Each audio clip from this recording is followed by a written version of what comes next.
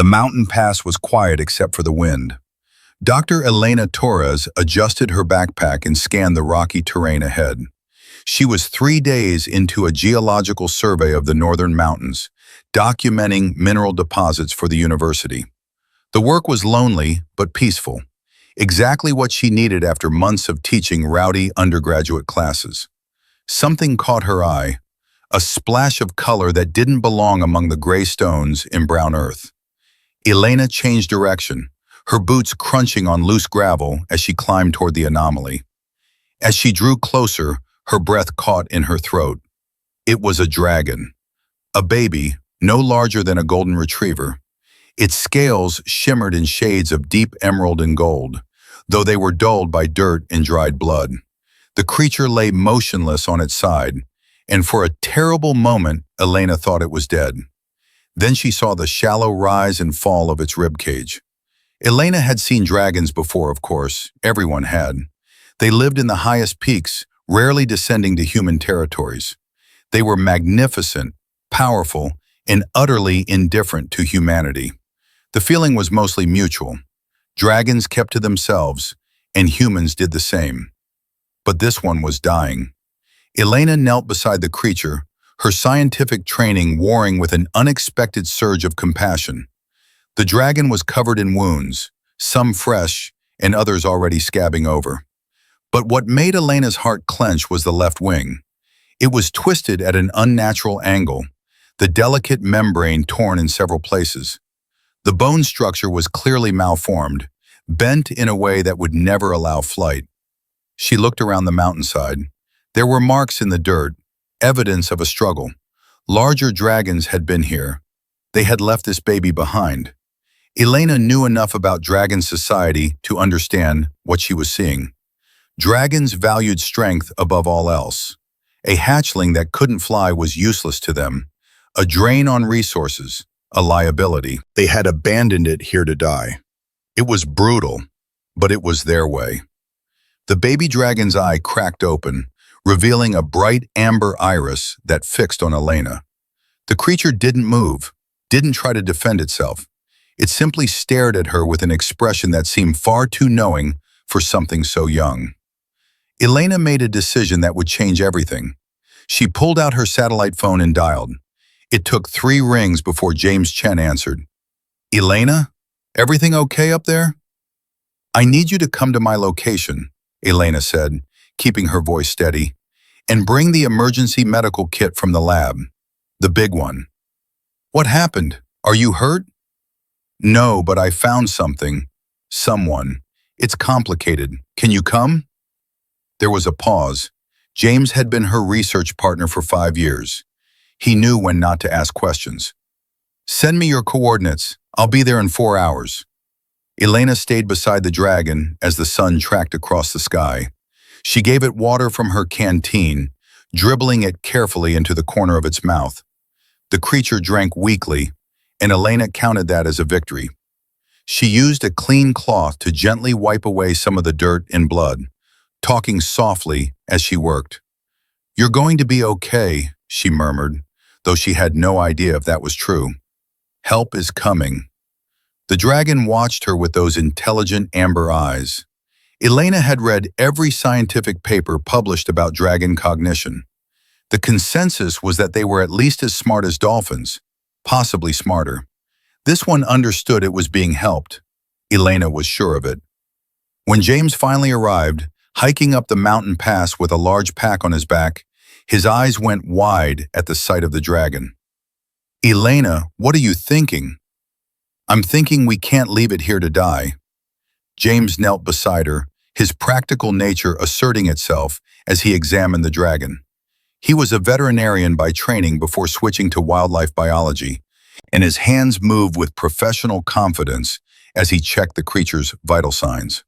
"Multiple lacerations, severe dehydration, malnutrition," he muttered. "And this wing—" He looked at Elena with serious eyes. "Even if we save it, this dragon will never fly. You know what that means for its species." "I know," Elena said quietly. "That's why we have to try." They worked together as the afternoon faded into evening. James cleaned and dressed the wounds, while Elena held the dragon still. The creature was too weak to struggle much, though it made small distress sounds that cut right through Elena's heart. They gave it antibiotics from the veterinary supplies, estimated its weight, and calculated dosages. "We need to move it," James said. "It needs shelter, food, constant care. We can't do that here." "The research station? It's the only option, but Elena, we need to think about this. If we do this, if we take this dragon in, we're committing to something huge. Dragons can live for centuries. Even if we stabilize it, then what?" Elena looked down at the small creature. Its breathing had already improved slightly with the fluids and medication. Those amber eyes were still watching her. "Then we give it a chance," she said. "Isn't that what we do? Isn't that what makes us human?" James was quiet for a long moment, then he nodded. "Okay, let's get our dragon home." They fashioned a stretcher from branches and Elena's emergency tarp. The dragon weighed about 30 pounds, light for its size. Too light. Every rib was visible beneath those beautiful scales. They took turns carrying the stretcher down the mountain as darkness fell, using headlamps to light their way. The research station was a sturdy building of wood and stone, built decades ago and maintained by the university for field research. It had everything they needed: a generator for power, running water from a mountain spring, and most importantly, space and privacy. They set up a recovery area in the largest room, using heat lamps to keep the dragon warm and spreading thick blankets on the floor. Elena stayed up all night, monitoring its breathing, giving it water in small amounts of nutrient paste that James mixed up from their lab supplies. "Do you think it will make it?" Elena asked as dawn light began creeping through the windows. James looked at the sleeping dragon. "I don't know. The injuries alone would be enough to kill it. Add in the stress of being abandoned, the trauma, but it's fighting. I can see it. Whatever else dragons are, they're survivors." By the third day, the dragon was stronger. It could lift its head, could drink on its own. It ate tiny pieces of fish that James caught from the nearby stream, swallowing them whole and making a sound that might have been pleasure or simply hunger. Elena found herself spending hours just sitting with the creature, talking to it, reading her research papers aloud. The dragon seemed to like the sound of her voice. It would turn its head toward her when she entered the room, and once it dragged itself closer to where she sat, settling its head near her knee. "We need to name it," James said on the fifth day. "We can't just keep calling it the dragon." Elena thought about it. Ember, small but full of potential. "Ember," James repeated, testing the word. The dragon's ear fins twitched. "I think it likes it." As the first week turned into the second, Elena and James fell into a routine. They documented everything, taking measurements, photos, samples. This was unprecedented. Humans had never cared for a dragon before, never had this kind of access. The scientific value alone was immense, but it became clear that this was more than a research project. Elena found herself thinking about Ember constantly, even when she was trying to focus on her actual work. She worried about infection, about nutrition, about whether the dragon was in pain. James was the same. He spent hours researching dragon physiology, trying to understand their needs, consulting with colleagues through carefully worded emails that never quite revealed what they were really doing. The wing was the biggest problem. It hung uselessly, and even as Ember grew stronger, it became clear that the damage was permanent. The bone had healed wrong, probably broken in the egg or shortly after hatching. The membrane was too torn to ever support flight. "I might be able to do surgery," James said one evening, studying X-rays they had taken with their portable imaging equipment. "Straighten the bone, graft the membrane, but it would be risky, and even if it worked perfectly, the wing would never be strong enough for true flight. Maybe gliding, at best." Elena sat beside Ember, her hand resting on the dragon's warm scales. The creature was watching them both with those two intelligent eyes. "Would it hurt?" Elena asked. "I can manage the pain, but the recovery would be long, months, maybe longer. "What do you think?" Elena asked the dragon softly. "Do you want to try?" Ember made a low sound, almost like a purr. Its good wing stretched out, then folded back. The damaged wing twitched but barely moved. "We'll try," Elena decided, but carefully, one step at a time. The surgery was scheduled for the following week. In the meantime, they focused on building Ember's strength. James created a physical therapy routine, gently exercising the dragon's limbs, helping it move around the room. Ember was growing rapidly now, already twice the size it had been when they found it. Elena researched everything she could find about dragon behavior and social structure. What she learned made her angry. Dragons were intelligent, social creatures, but their society was rigid and unforgiving. Weakness was not tolerated. Hatchlings were tested early, and those that failed were discarded.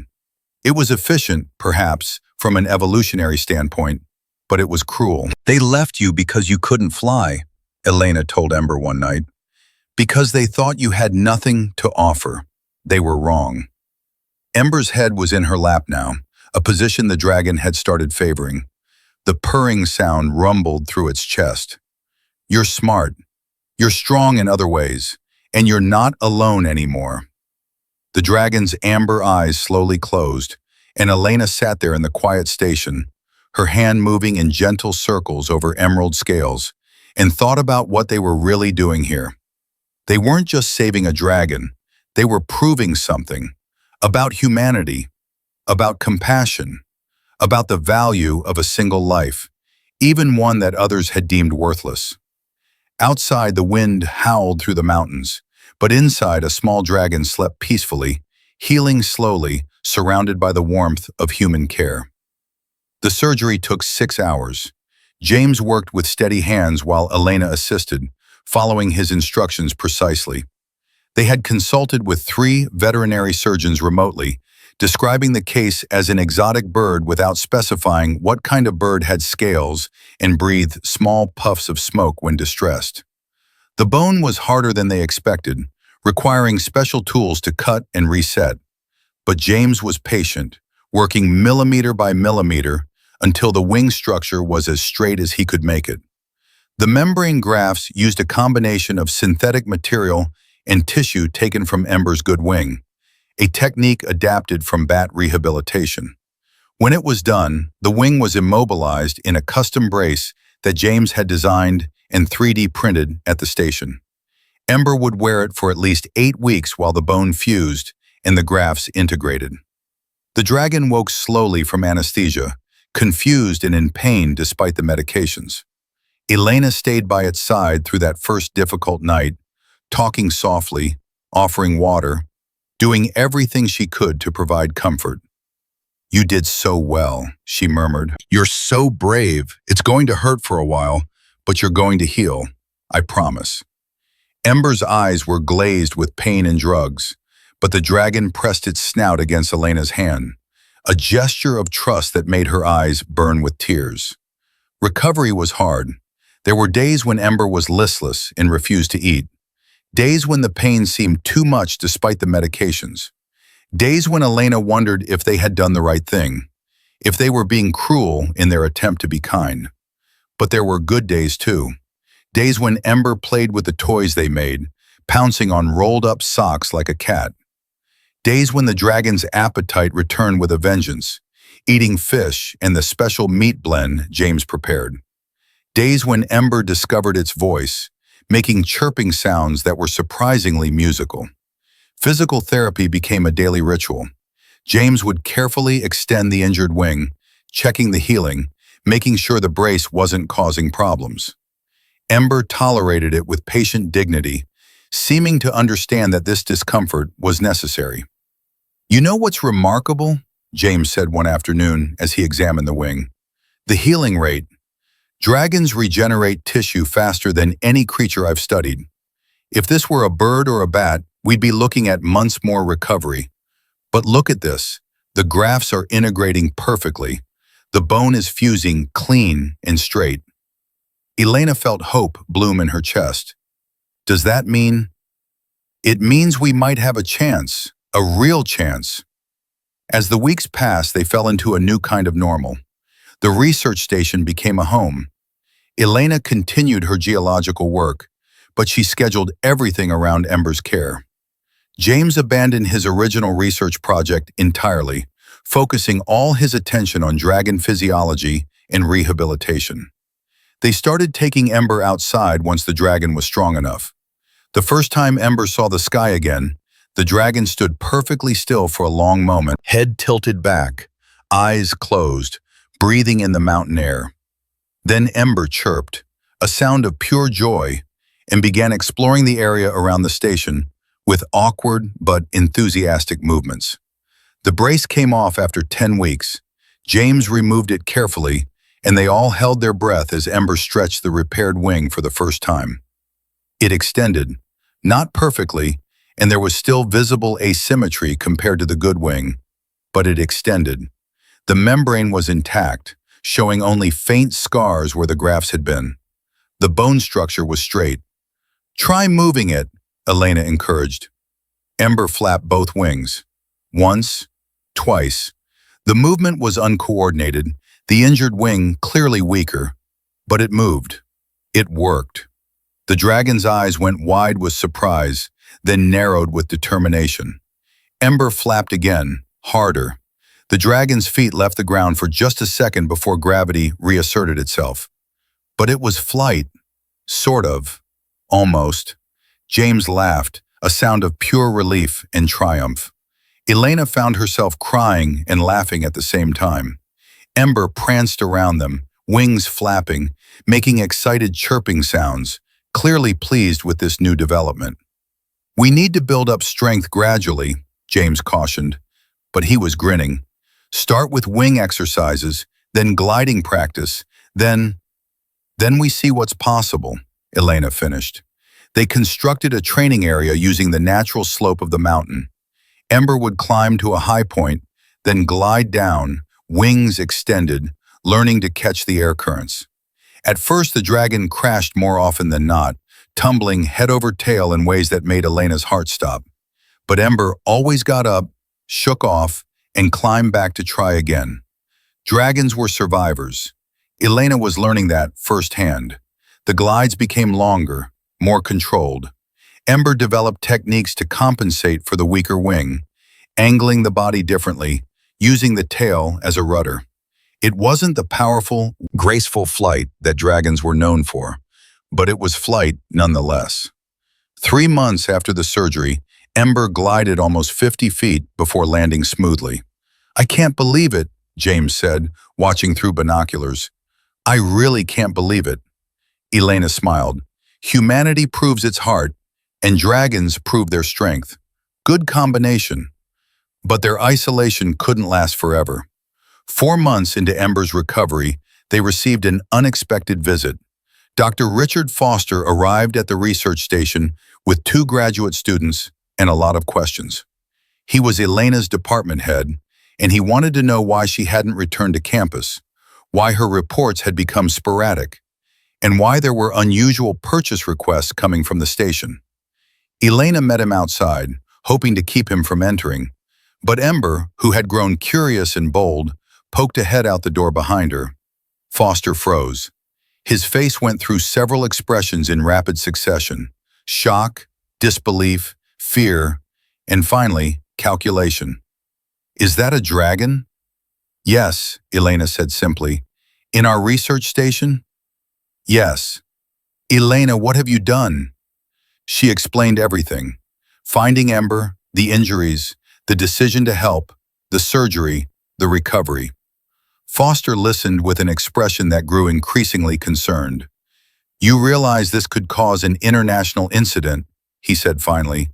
"Dragons are protected under the Autonomous Species Treaty. We're not supposed to interfere with them in any way." "They abandoned a baby to die," Elena said, her voice hard.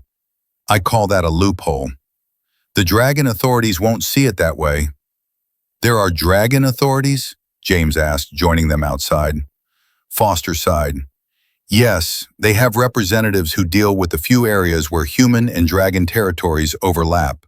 They're going to want to know about this. Then let them come, Elena said. Let them see what we've done. Let them see Ember fly. Ember chose that moment to demonstrate, launching from the station roof and gliding down to land near the group. The dragon was nearly the size of a large dog now, scales gleaming in the sun, wings extending impressively despite the lingering asymmetry. Foster stared. It can fly? With that injury? Sort of, James said. We did surgery, months of physical therapy. It's not perfect, but it's a miracle, Foster breathed. Do you understand what you've achieved here? Humans have never successfully treated a dragon before. We've never even tried. Because no dragon ever needed us to, Elena said. They've always been self-sufficient, but Ember needed us, and we were here. Foster pulled out his phone. I need to make some calls. This is going to explode when it gets out. The scientific community, the media, the dragons themselves, everyone is going to want access to this research, to Ember. No, Elena said firmly. Ember isn't a research subject. Not anymore. Maybe never was. This is a life we saved, not a project. Elena, be reasonable. I am being reasonable. Ember stays here, with us, until the dragon is ready for whatever comes next. That's not negotiable. Foster looked at her for a long moment, then nodded slowly. All right, but we're going to have visitors. Lots of them. I hope you're ready. The first news story broke 3 days later. The headline read, Scientists perform groundbreaking surgery on dragon hatchling. By the end of the week, the research station was surrounded by reporters, camera crews, and curious onlookers who had hiked up the mountain hoping for a glimpse. James and Elena refused all interviews initially, focusing on keeping Ember calm in the chaos. But the attention wasn't going away, and eventually they agreed to a single press conference. Elena stood in front of a dozen cameras and explained what they had done and why. We found a baby dragon that had been left to die, she said. We couldn't walk away from that. We're scientists, yes, but we're also human beings. Compassion isn't weakness, it's our greatest strength. What do you say to critics who claim you interfered with dragon culture? A reporter asked. I say that compassion transcends culture. If we saw a human baby abandoned in the mountains, would we walk away because it wasn't our family? No, we'd help. Ember deserved the same chance at life that any creature deserves. What happens now? Will you release the dragon? Elena glanced back at the station, where Ember was watching from a window. That's Ember's choice. We'll support whatever decision the dragon makes. But Ember will always have a home with us. The dragon community's response came 2 weeks later.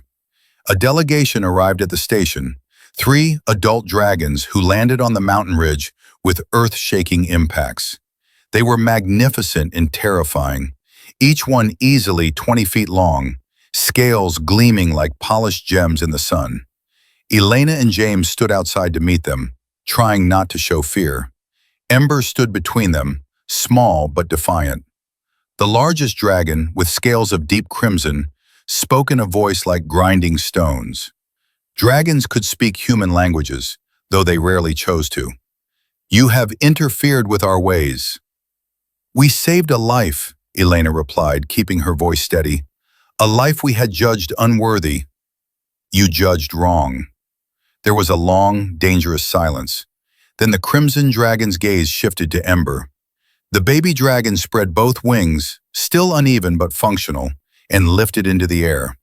The flight was awkward, wobbling, but Ember stayed aloft, circling the group before landing neatly back between Elena and James. The 3 adult dragons made sounds to each other, deep rumbles that weren't in any human language. The crimson one turned back to Elena. How? Surgery, medicine, physical therapy, care. Elena met the dragon's enormous eyes without flinching. Things you could have provided if you had chosen to. Things we chose to provide instead. We do not have your tools. You have your strength, your fire, your knowledge. You could have found a way if you had wanted to. You chose not to. Another long silence. Then the Crimson Dragon did something unexpected. It lowered its massive head in what might have been a nod of respect. You have taught us something, humans. Compassion has value we had forgotten. Strength comes in many forms. The dragon looked at Ember again. Hatchling, do you wish to return to our kind? Ember looked up at Elena, then at James, then back at the adult dragons. The little dragon made a chirping sound and pressed against Elena's leg. I see, the Crimson Dragon said. Perhaps that is for the best. You have found a new clan. The dragon's gaze swept over Elena and James. Guard this one well, humans. You have proven your hearts are strong. The three dragons launched themselves into the air, wings creating thunder as they departed. Elena let out a breath she didn't know she had been holding. That went better than expected, James said weakly. Ember chirped and nuzzled against both of them, tail wrapping around Elena's leg. Life at the research station slowly returned to normal, though normal had a new definition now. Elena resumed her geological work, but now she did it with a dragon companion. Ember loved exploring, would glide from rock to rock, would curl up beside Elena when she took samples and made notes. James published a series of papers on dragon medicine that revolutionized the field. Other scientists began studying dragon biology with an eye toward helping rather than just observing. The relationship between humans and dragons started to shift in small but meaningful ways. More abandoned or injured dragons were found and brought to rehabilitation centers that sprang up across the mountain ranges. Not all survived, but many did. And those that did thrived under human care, forming bonds similar to the one Ember had with Elena and James. Ember grew. After a year, the dragon was the size of a horse, with scales that shimmered like polished emeralds in the sunlight. The flight was stronger now, more confident, though never quite matching the effortless grace of other dragons. But Ember didn't seem to care. The dragon had carved out a unique existence, bridging two worlds. Sometimes other dragons would visit, landing on the mountain ridge to speak with Ember. Young ones, mostly, curious about the dragon who lived with humans. Ember would show them around, demonstrating tools and technology, explaining human concepts in the dragon language. You're a teacher now, Elena said one day, watching Ember patiently explain the concept of a microscope to a fascinated purple dragon barely past hatchling stage. Ember chirped in agreement, clearly pleased with the role. 2 years after they found Ember, Elena and James stood on the mountain ridge at sunset. Ember was beside them, now fully grown at nearly 15 feet long. The dragon's wings, still asymmetrical but strong, glinted in the fading light. Do you ever regret it? James asked. All the complications, the way it changed everything. Elena leaned against Ember's warm side, feeling the rumble of the dragon's breath. Not for a second. We proved something important, James said, that humanity isn't just about conquering or studying or using. We can be caretakers. We can be friends. Humanity, fuck yeah, Elena said with a grin. Ember snorted, a sound the dragon had learned meant amusement. Then the dragon spread those imperfect wings and launched into the air, gliding in wide circles above them, silhouetted against the sunset. Perfect flight? No, but flight nonetheless. Life against all odds. A future that should have been impossible. All because two humans chose compassion over indifference. Because they proved that humanity's greatest strength wasn't its technology or intelligence, but its heart. Ember called from the sky, a musical sound that echoed across the mountains. Elena and James waved, and the dragon dove down, landing with practiced ease beside them.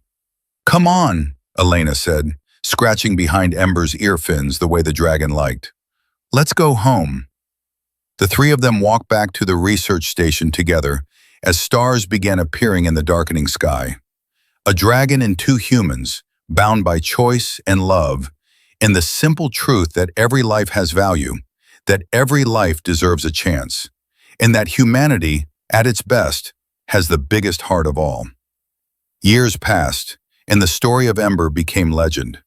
Children grew up hearing about the crippled baby dragon and the scientists who refused to let it die. Schools taught it as an example of compassion and determination. Scientists studied it as a breakthrough in interspecies relations. But for Elena and James, it was simpler than all that. It was the story of how they met their best friend, how they learned that family isn't always the same species, how they discovered that the most important discoveries aren't always the ones you plan. Ember never forgot those first days, the pain and fear, and then the gentle hands that provided help when help should have been impossible. The dragon spoke about it sometimes, in the rumbling language that Elena and James had learned to understand. "You gave me life," Ember would say. "Not just survival, life, choice, future. These are the gifts humanity gives." More dragons came to live near human settlements, not as pets or subjects, but as partners. They helped with problems that required flight or strength. Humans help with problems that required tools or medicine. The two species learned from each other, building something new together. And sometimes, on clear nights, Elena would stand outside the research station that had become a permanent home, watching Ember glide through the starlight with a grace that was hard-won, and all the more beautiful for it. "Thank you," she would whisper to the universe, to chance, to whatever force had led her to that mountain pass on that particular day. Because finding Ember had changed everything, had proven that humanity's capacity for compassion was as infinite as the sky, that love could cross any boundary, and that sometimes the most important thing you could do was simply refuse to walk away from someone in need. Even if that someone had scales instead of skin, wings instead of arms, and a future that everyone else had given up on. Especially then. That was what it meant to be human, Elena had learned. Not the tools they made or the knowledge they accumulated, but the choice to care, the choice to try, the choice to prove again and again that hearts could be bigger than fear or prejudice or tradition. Humanity, fuck yeah, indeed. The end.